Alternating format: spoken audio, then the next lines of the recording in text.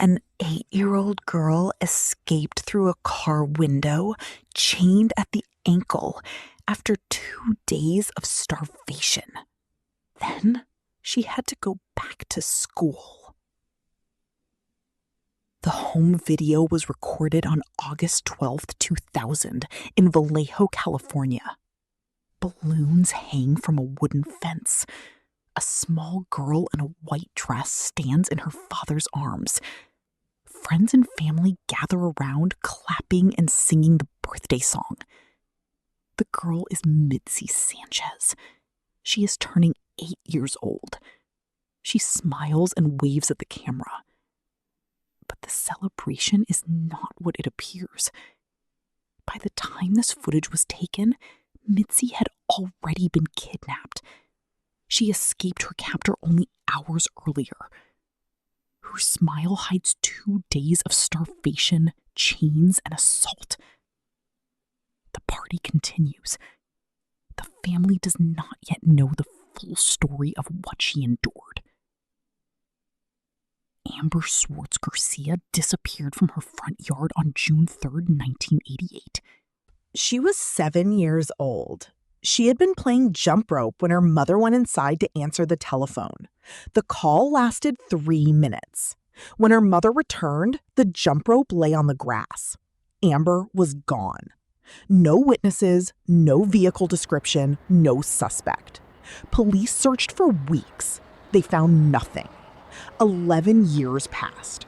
Amber's body has never been recovered. Her case grew cold.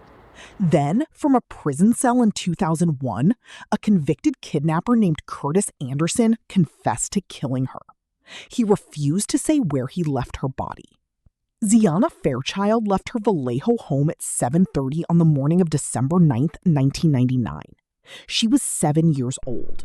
A witness saw her talking to a man at a gas station. The man was white, middle-aged, and heavy-set. Ziana got into his car. She never arrived at school. The FBI joined the search. Detectives combed landfills and freeway overpasses. No trace of Ziana was found.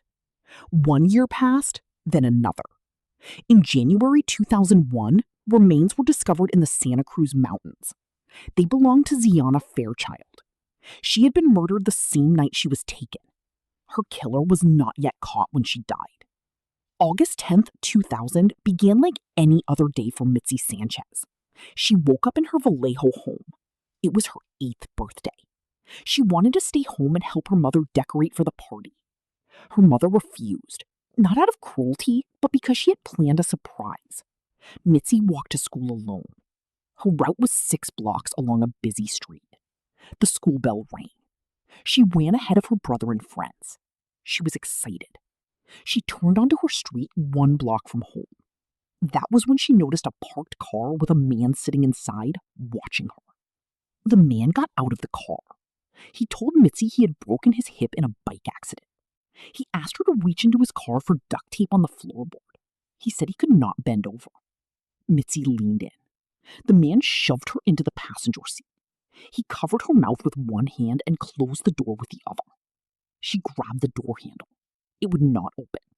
The engine started. He drove fast, swerving through traffic. As he turned toward the highway, Midsi looked out the rear window. Her home was still visible.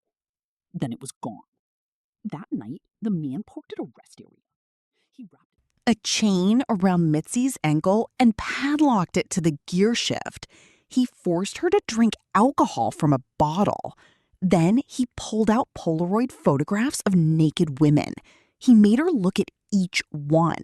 He took out his own camera and began taking pictures of her. She closed her eyes. He told her he had a gun in the trunk. He said no one had ever gotten away from him. Through a gap in the blankets covering the windows, Midsi saw police car lights. She wanted to scream. The lights passed. She stayed silent. The next morning, the man drove with Midsi chained on the floorboard under a blanket. He stopped at a house and got out. He was gone for several minutes. When he returned, he told her where he had been. He had walked into her own home. He had asked her family for a missing child flyer. He told them he wanted to help pass them out around the city. While Midsi sat chained in his car, her kidnapper had stood in her kitchen, looking at her photograph on a flyer, pretending to be a volunteer.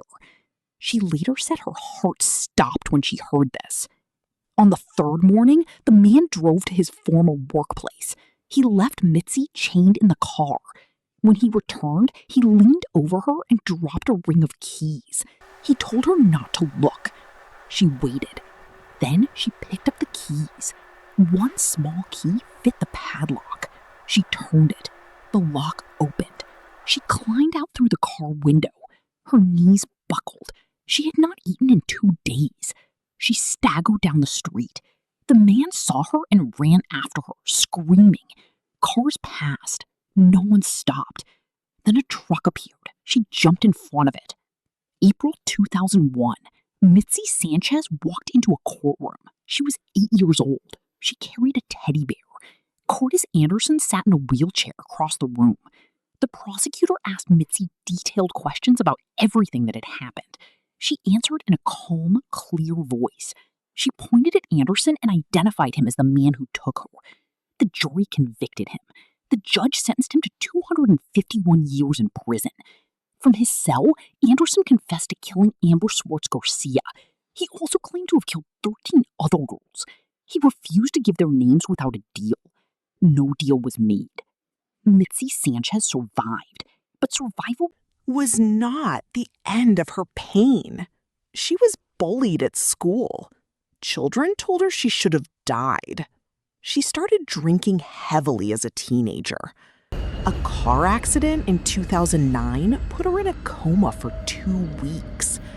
When she woke up, she learned she was pregnant with a daughter. That daughter changed her life. Midsi stopped drinking. She founded the Midsi Sanchez Foundation to teach children about safety and help recover missing children. She reunited with Carl Tafua, the truck driver who saved her. She said he was her hero. She does not define herself by what Curtis Anderson did.